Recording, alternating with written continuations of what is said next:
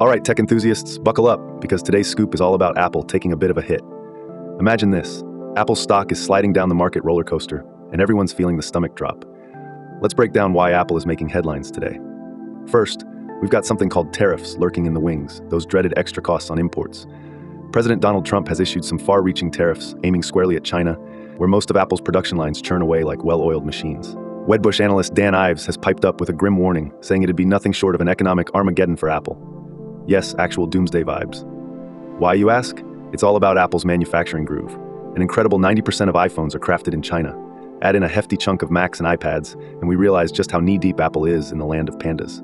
This reliance means that tariffs hit Apple where it hurts: production costs and consumer demands. So it's no surprise that Apple's market reaction was sort of like biting into a sour lemon, dropping over 5.6% midday and over 22.75% year-to-date. Technicals, folks, play into it too. Apple just flaunted a death cross. No, it's not from a dark fantasy novel. This tea-leaf-sounding indicator is when short-term average stock prices fall below long-term averages, signaling a potential downturn. Apple is securely nestled under key moving averages, and let's just say Wall Street analysts are scrambling for metaphorical respirators. The picture gets bleaker, with insiders waving every analyst's red flag, the RSI plunging deep into oversold territory, and the MACD flashing brightly in the red at a concerning -8.6. Dramatic technical signals seem to corroborate the spooky story. The stock is getting pummeled. Amid this turmoil, there's still a glimmer in what some analysts term Apple's long game. Some wise sages are telling long-term investors to hold steady, armed with Robinhood free reports and insider scoops, because while the present clouds may gather gloomily, the future could still hold promise. Apple's empire shines, they claim, with innovations and a die-hard brand-loyal army.